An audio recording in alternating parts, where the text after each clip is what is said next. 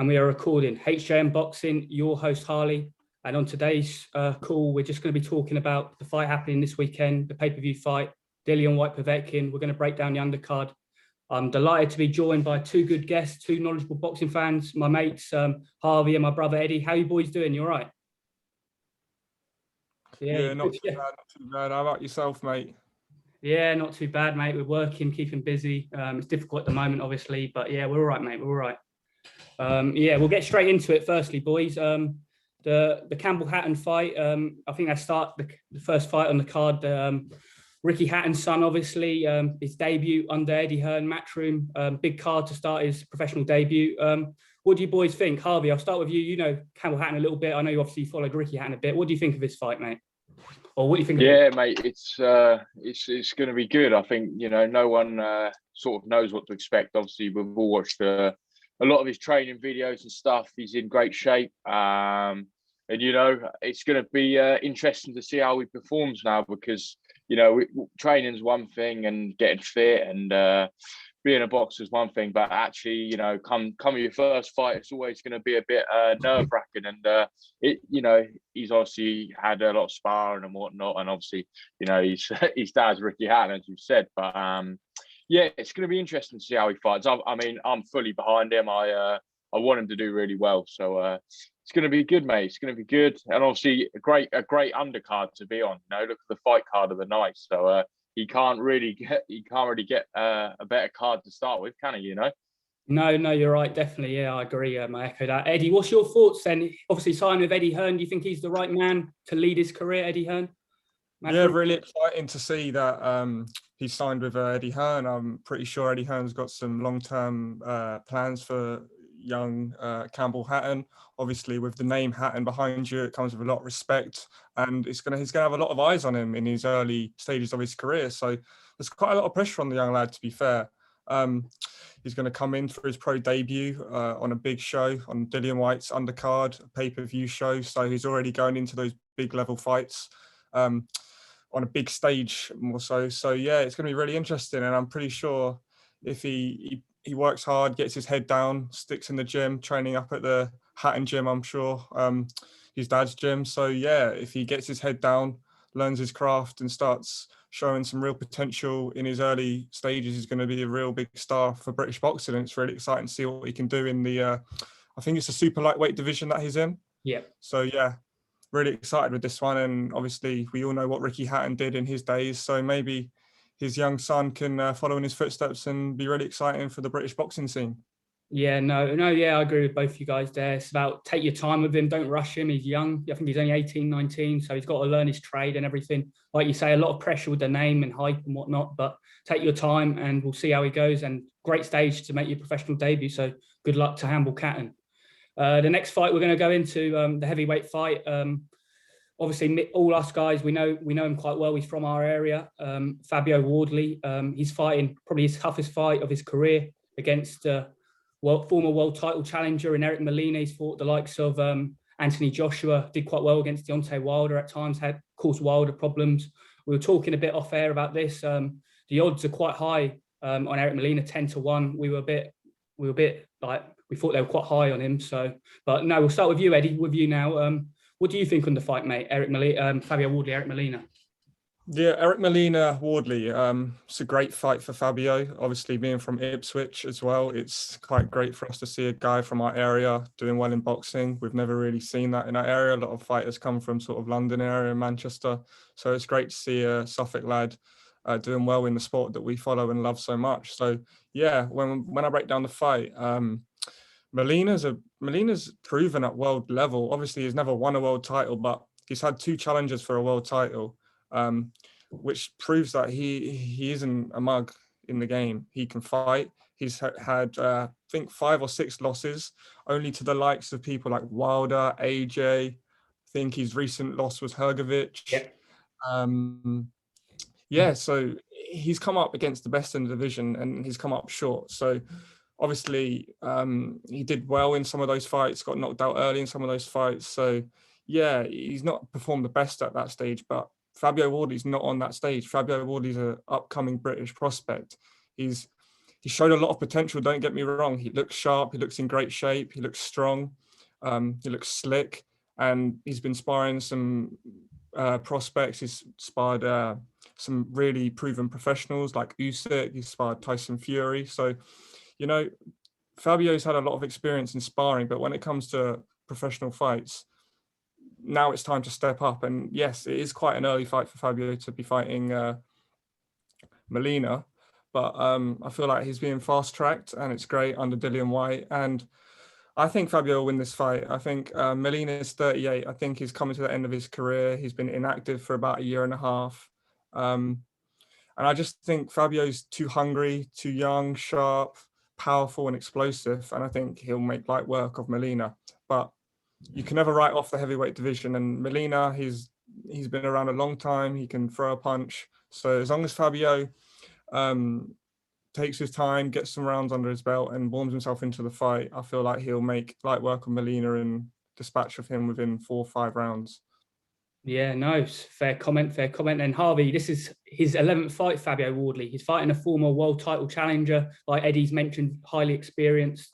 What are your thoughts on this fight, mate? Is it slightly too early, or do you think it's the right time for Fabio?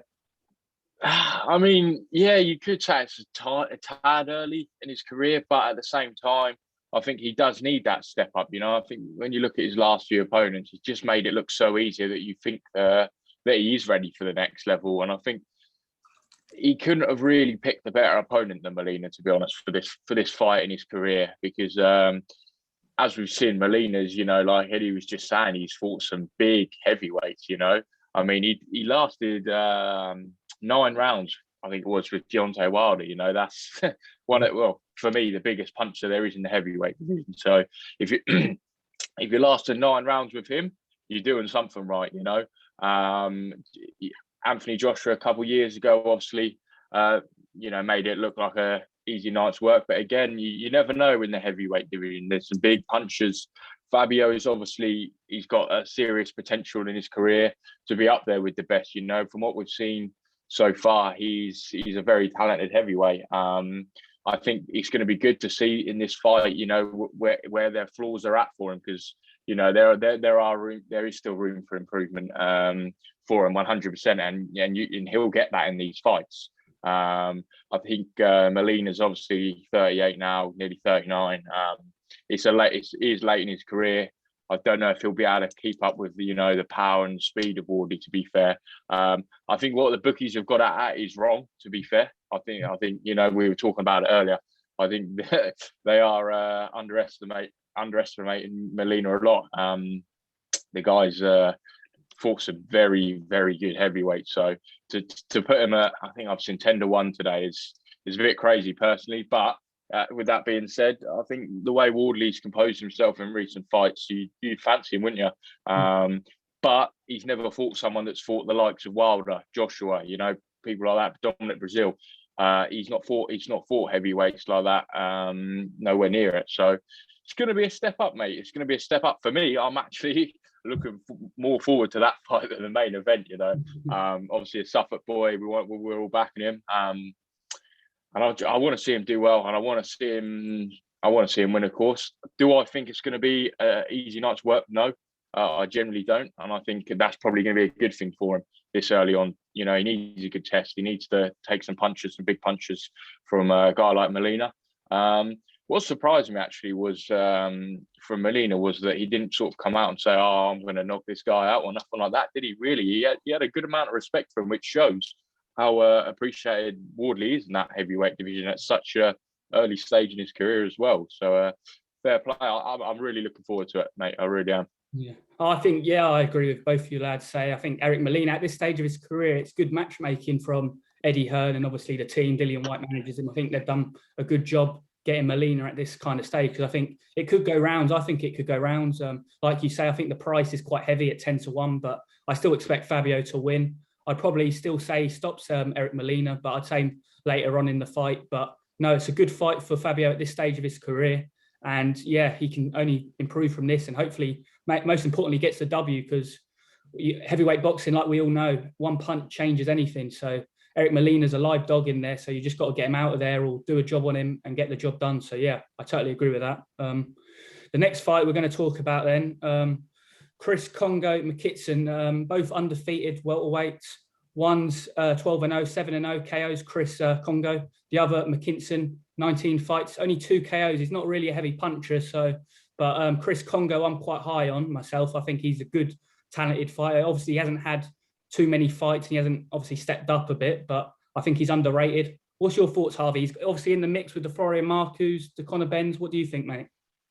Yeah, mate, I think it's a good fight. Like you said, the other guy's not the biggest puncher, is he? Which is something that stands out for me. I think Congo will probably go for the knockout. I think he'll get it. Saying that, the other guy, I think it's going to be a lot closer than people think. But we'll see what happens. Either way, I'm expecting big things. It's one of them fights where, if I'm being totally honest, I don't know too much about his opponent. But we'll see what happens on the night, and hopefully it's going to be a good bout. I think Congo will get the job done, as we said, and then I think, like you say, he's got to start looking after that fight. He's got to look at the likes of. I think Florian Marcus for the next fight would actually be pretty ideal for both of them at this stage in their boxing careers, don't you? Yeah, no, I agree. Mckinson, like you say, he's not really fought at a level like on a big show. He's been on MTK shows. He's fought on Frank Warren undercards. He hasn't really had a big fight or step up. He's fought against solid like English level names and stuff like that. But Eddie, what's your thoughts on it, mate? Chris Congo, Mckinson, do you have any thoughts really on the fight? It's obviously a good undercard fight, 2 undefeated welterweights.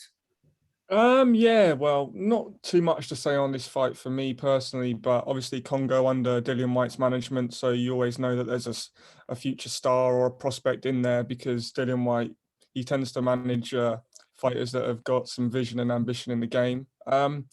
Guess he's only had a handful of fights now, so against some people that are quite unknown, some that are amateurs, and some sort of journeyman typed opponents. So it'll be good to see him step up against Michael Mckinson, an undefeated fighter.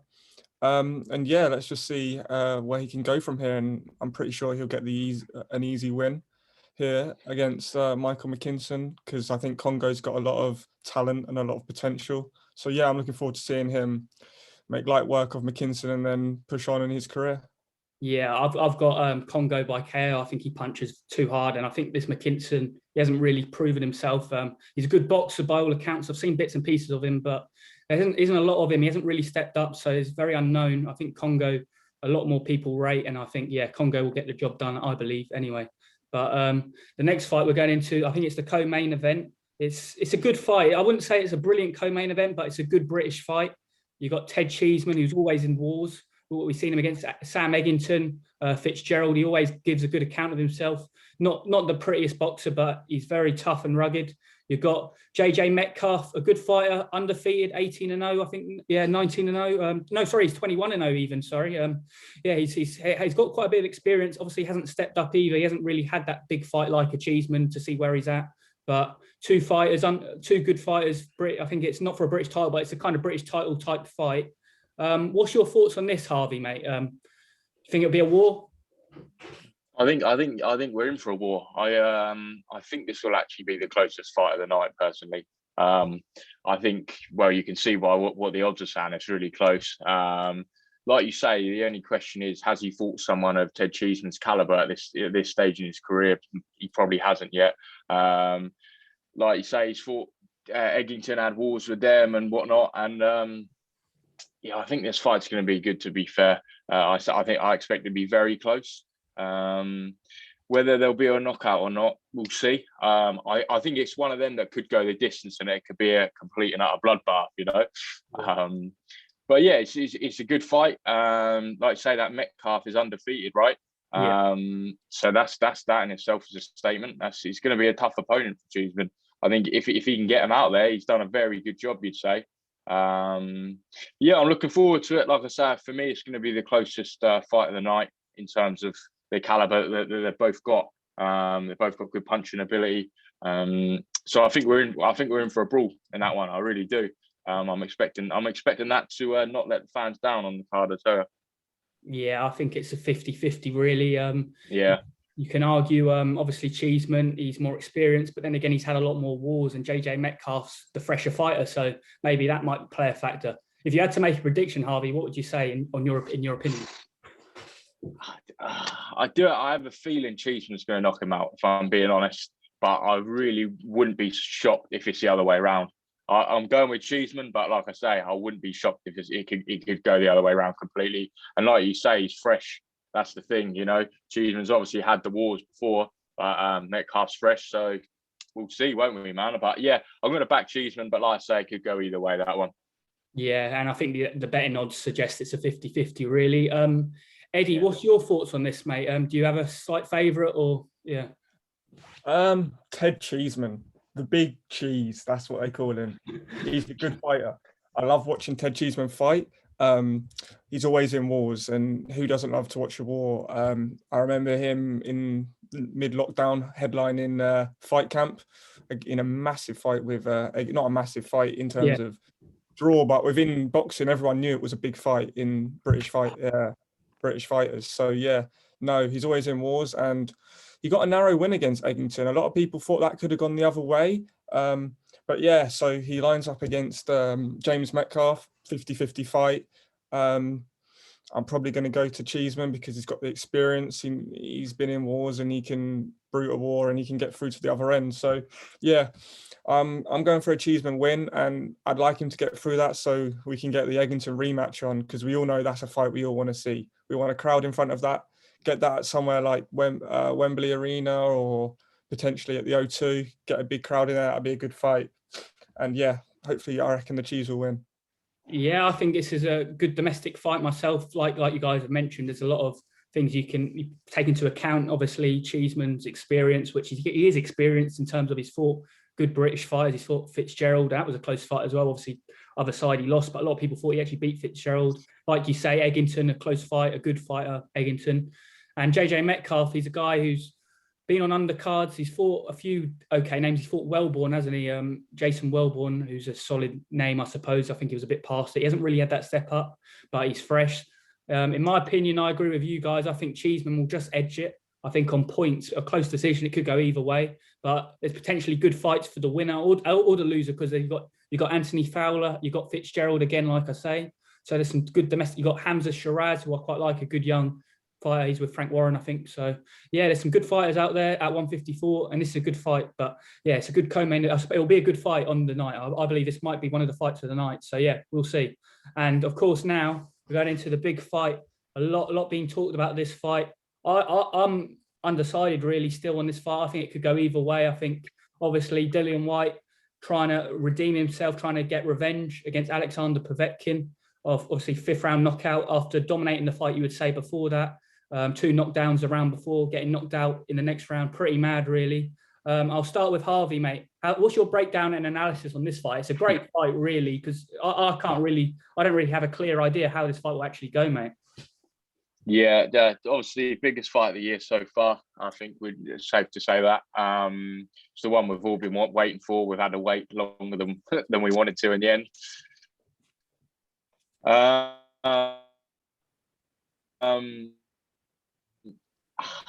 It's a lot. It's a lot to do it this time. We saw it last time.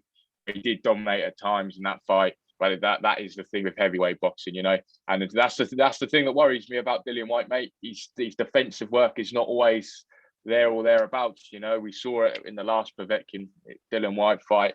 1 minute of loss of concentration, and that can cost him. I do worry on that side of things, but he's been training seriously hard. You know, he's been doing the camps abroad and whatnot. So I think he's ready for it, you know.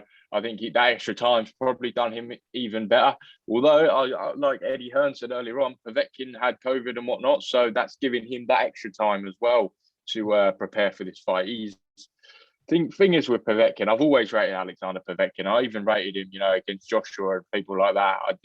He's always been up there for me, and he can put on a show. The only thing that's not on his side is obviously age, is that now he's getting older, and which is a problem. But we've seen the older fighters can still do it. I think the power of him as well is ferocious at times, and that's what worries me. If he can hit Whyte clean again, this might, my opinion on it might spark a bit of a debate, but I don't think Dillian Whyte's got the best chin out there. I really don't. I think when a powerful puncher hits him, I just don't. I can't see him ever getting back up. To be fair, he's done well against Joshua and that, but he just when that punch is coming and he hits him, he's not getting back up from it. With that being said, I do think Dillian Whyte's going to win. I really do. I just think it's so important for him. If he wants to take it that next level to the top tier, he needs to win it. And if he loses it again, I think that's sort of it for him. Where does he go if he loses to Povetkin again? He can't fight the big guys. If he loses again, he can't fight the big guys, I don't think. Povetkin doesn't really have nothing to lose, in my opinion. He's been there, he's done it. So there's no pressure on Povetkin, whereas Dillian Whyte, there's a lot of pressure on him. He's got like Fab fighting on his undercard as well. He's going to be thinking about that too. They're both going to be thinking about each other's fights on the night. But we want to see them both win. And if Dillian Whyte does win, he needs to take it to the next level. I don't really want to see a third fight for them two, I think there's been talk about it. Personally, not interested in it. You obviously want to see this fight. But I think he'll comfortably win. I think it'll be like the first fight where he'll knock him down a few times. He'll knock Povetkin down a few times. And Povetkin gets back up. That's the thing, A lot of boxers wouldn't have got back up after them couple times he went down in the first fight. Whereas Povetkin did. He got back up and then he found the uppercut, I think it was, that finished him off. I just hope to see a really good fight. That's all I'm after. I want to see, to be honest, if we could see something like the first fight again, we'd all be happy, But yeah, really looking forward to it. I think we've been waiting a long time. We've been waiting for that big fight this year. We finally got it. And yeah, I'm going to say Dillian wins, mate. I don't think it'll be an easy night's work again. I don't think anyone on that undercard on the whole fight card, has got an easy night's work put out. I really don't. I think everyone's going to get tested, and I think there will be some shock results in there.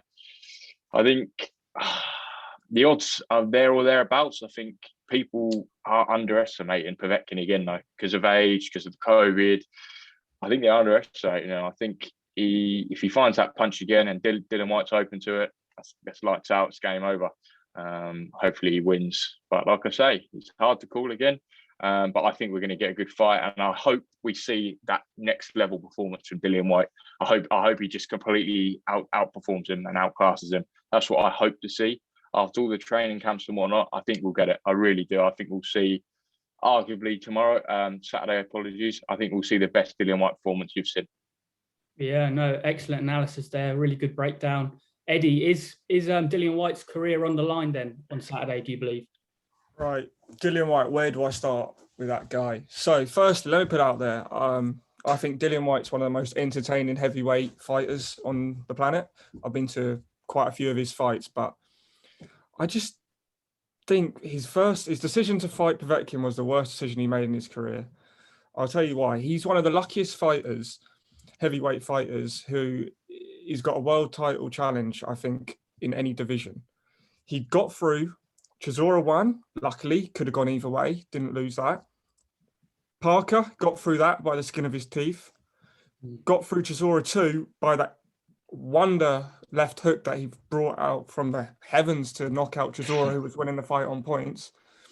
And then he's been knocked out by Povetkin, and he's got excuses about that. Like, I don't like this narrative that Dillian Whyte's coming with that, Povetkin got this lucky punch and that was lights out and that was game over and I was winning the fight. At the end of the day, Povetkin, he's 41. You know what comes with Povetkin. Everyone sparred Povetkin in the heavyweight division. Dillian Whyte's probably sparred him. He knows what Povetkin comes with. Povetkin's got two shots, the left hook and the left uppercut. His trademark shot is the uppercut. And Dillian Whyte, we've just shown how vulnerable his defense is. People think Dillian Whyte can stand up for that world level. He'll never win a world title with a defense like that. I'm sorry to say, you need to have a defense and a game plan. When you let Povetkin hit you with that force, you're going to go down and you're not going to get up. Like Harvey says, I don't think Dillian Whyte's chin is that good. And yeah, this narrative that he's going on about how Povetkin got lucky, I had him down twice. well, you had him down twice. You should have finished the fight. You should have put the pressure on and got him out of there. I don't know what Dillian Whyte was doing there. And yeah, he ended up knocked out. So this fight, the rematch, let me think. Like, when I look at Dillian Whyte, I feel he will. I do still think like he will win the fight. I think Povetkin's older now. He's a lot less sort of pressure on him. I don't think he wants it as much, and I don't think there is much to gain from the fight for it. I think Dillian Whyte will knock him out within maybe 8-9 rounds, but I don't think it will be an easy fight for Dillian Whyte. Do I want to see Dillian Whyte then challenge for a world title? Yes, I do. I want to see him fight the winner of if AJ Fury happens. But in my opinion, I think he'll bring entertainment. But with his technical ability, I don't think he has the class to win a world title unless belts get vacated and he gets an easy route, maybe. But yeah, he wins on Saturday night against Povetkin. No, yeah, both good, interesting breakdowns. I agree both with you both. I think Dillian Whyte is vulnerable. You've seen him drop multiple times in fights. You've seen Oscar Rivas drop him. You've seen Joseph Parker drop him. You've seen, obviously, Anthony Joshua knock him out. And you've seen Povetkin knock him out. So he's vulnerable. He can get hit. He gets knocked down. I think Povetkin, a big issue, like Harvey mentioned, he had COVID. And you don't know how that affects you, how his like mindset is. Because the lasting effects of it, we all don't know. So that might be a big impact in the fight itself. Obviously, they've had time to rest. I think that's a good thing for Dillian Whyte because they were going to originally go 6 weeks after or 7 weeks after the knockout, which I thought was mental. But they've had time now. They've regrouped. I think this fight's still very. I still think there's a strong possibility Dillian Whyte gets chinned again, like you guys said. I don't know. He must have learnt now to avoid the left hook, get his hands up. But I worry for him boxing. And can he box a disciplined fight? I'm not too sure. Maybe he can, maybe he can't. But I still think, Alex, I said Povetkin would knock him out in the first fight. I was right. I think Povetkin's being overlooked again in this fight. He's a good boxer himself. But the first fight, you have to remember, Dillian Whyte was on top before the knockout. So it's a tough fight, 50-50. It's literally, I think it's 50-50. I think the odds are a bit wide myself, but I think it could go either way. I still probably lean to Povetkin, to be honest, knockout. That's my opinion, but it could go either way. I could be wrong. I could see Dillian Whyte maybe making it a boring fight and maybe winning on points, something like that, because it's a must-win for Dillian Whyte. Like Harvey said, I don't see there's much pressure on Povetkin at all, really. I think at 41 years old, coming to the end of his career, there's not a lot of pressure on him, so we'll see what happens. But I'm quite interested to see if Dillian Whyte does win or Povetkin, what you guys think's next, because obviously Anthony Joshua, Tyson Fury potentially done, isn't it? That's what they say, it's signed. So where's Dillian Whyte's world title route? Because I can't see it happening in the next year, can you? Or the next 2 years? Eddie, I'll start with you, mate. What do you think? Dillian Whyte's route. Well, I mean, you're going to have the 2 fights with AJ and Fury as long as that gets signed. But I think if Dillian Whyte wins this fight, I think he's going to learn his lesson. And I think he's just going to sit on his arse and he's going to wait for that fight. Because I feel like any fight he goes into, it's not guaranteed he's coming through it. And after waiting, 500, 600 days with the WBC trying to get that world title fight, and then he was like, I fight anyone, and took the fight with Povetkin, lost, all that waiting and all that complaining is for nothing now. So if Dillian Whyte does get through Saturday, I think he sits and he waits for that world title shot, whether that's going to be a year or a year and a half. I think he's got to wait for it. And obviously he's got to stay busy in that time. So I can see him fighting, someone low down in the top 10 world level fighter just to keep active. But that's what I would see would happen with Dillian Whyte, unless a belt becomes vacant because of governing bodies sanctioning fights, etc. So we'll have to see what happens, to be fair. What's interesting is Dillian Whyte, he's still not been with his new trainer very long. I think it's Xavier Miller, his new trainer. He's obviously speaking highly of Dillian's camp, Dillian speaking highly of his new trainer and out in Portugal. So I'm still not 100% sure with that. I think Mark Tibbs did a great job with Dillian Whyte. I think Mark Tibbs brought Dillian Whyte all the way through his beginning of his career. In his biggest fights, Mark Tibbs was always in the corner. So I feel like Dillian Whyte moving away from Mark Tibbs was one of Dillian Whyte's worst decisions as a fighter. And I think it could be a part of why he lost the first fight to Povetkin, because I think Mark Tibbs would have fully understood the threat that Povetkin posed. and implemented that within the game plan, which didn't show on the night. So yeah, that is another question for Dillian Whyte. Is his trainer up to it?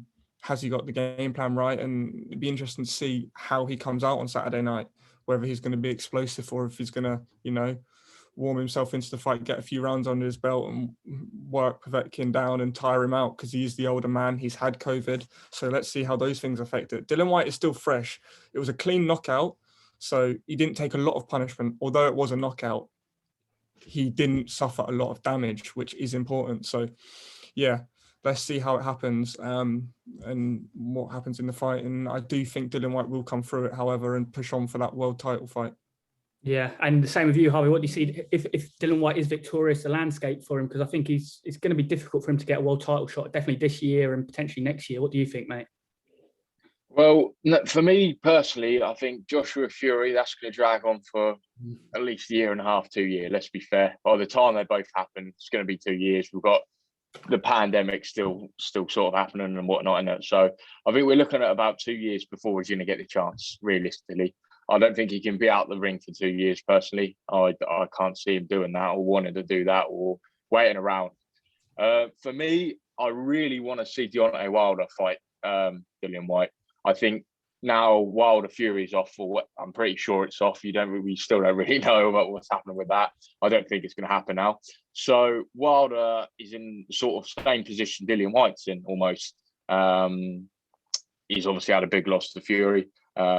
Still to this day, I don't really write Wilder off at all, even though that second fight he was poor. I still don't write Wilder off at all. He's still up there for me. I still would like to see even Deontay Wilder fight Joshua, to be fair. I think he'd beat Joshua as well. Anyway, that's another topic. Yeah, I want to see Dillian Whyte fight Deontay Wilder for me, if he does beat Povetkin. That's for me is a big step towards that title fight, but he's going to need it regardless. He's going to be fighting Fury or Joshua, so there's no point avoiding that fight. Well, unless like you say, something happens and it comes vacant or whatever. But he's going to be waiting around. And then you've also got to look at the other side of things, because you've got Usyk versus Joe Joyce as well. So you can look at that and maybe you can get involved with one of them two, But I get what Eddie's saying, because he's not going to want to. He's going to want to fight them, either Fury or Joshua. He's going to want to fight him. But I think he needs that fight in between, 100%. Povetkin's good, but he's not at that level, is he? Let's be fair. So he's going to need to fight someone big before the fight, for sure. You can't just step into a Fury or Joshua fight, can you? So for me, that's my desired fight after this. If he does win on Saturday, is for him to fight Deontay Wilder. If he loses on Saturday, unfortunately, with all respect to Povetkin, I don't think he's at the level where he can, or age where he can fight for the title. With the greatest respect, he's going to have a great career if he can finish it off with a win. But I think he'll probably call it a day if he does get that win. I think it'd be the right thing to do. Yeah. If Dillian Whyte doesn't come out victorious, then it's like one of them back to the drawing boards almost, but really back to the drawing board at that stage in his career. Where would he go from there? That's hopefully that isn't the case for him, because if it is, it's going to be really difficult. But yeah, Deontay Wilder next for me. Yeah, no, broke that down brilliantly there, boys. I think, there's potential big fights you could have. Andy Ruiz, I'd like Andy Ruiz Jr. would be a good fight. I think Wilder would be a good fight. I don't think he should be hanging around, because he's at a stage of his career where he needs just the big money fights. I think the world title fight might have gone for him actually now, because he's waited so long, and obviously what happened with Povetkin. Like Eddie said, he took maybe one too many risks fighting Povetkin. He should have maybe waited, and he probably would have had the fight with Fury by now, but that's boxing. One punch in heavyweight division can change everything. I just want your take, lastly, on the card as a whole. Obviously, pay-per-view, a lot of topics. It's quite a lot of people were saying this isn't a pay-per-view card. There isn't really big names on it. What's your whole take on the whole fight card as a whole, and whether you think it's pay-per-view and it should be 20 quid or whatever? We'll start with Eddie. What's your thoughts, mate? Debatable, I think. Dillian Whyte, Povetkin in lockdown, maybe, when everyone just wanted sport on TV at whatever cost. It was pay-per-view, but I don't feel like the rematch is pay-per-view personally. I know they've tried to beef it up with some potentially what Eddie Hearn would describe as big undercard fights. I don't believe that's true. But then Dillian Whyte does do numbers. He is in entertaining fights. We all can't deny that Povetkin Whyte 1 was very entertaining. It had everything. It had, Dylan on top, dominating, then the wonder punch that sent Dillian Whyte to see stars. So I don't think it's worth, was it 1999 Sky Sports box office? But it will be, unfortunately. So we'll have to pay the money and watch the fight. But I am excited for the fight. One, because Fabio Wardley, our local lad, is fighting, which I'm really, really excited for. Big step up for him. And obviously the main event, Dillian Whyte, can he beat Povetkin and push on and get that world title fight and make right his wrongs basically in the first fight? Yeah. And lastly, Harvey, of you, mate, on the whole pay-per-view, what's your thoughts on it? I completely hear Eddie and what he's saying as well. I'm feeling the same.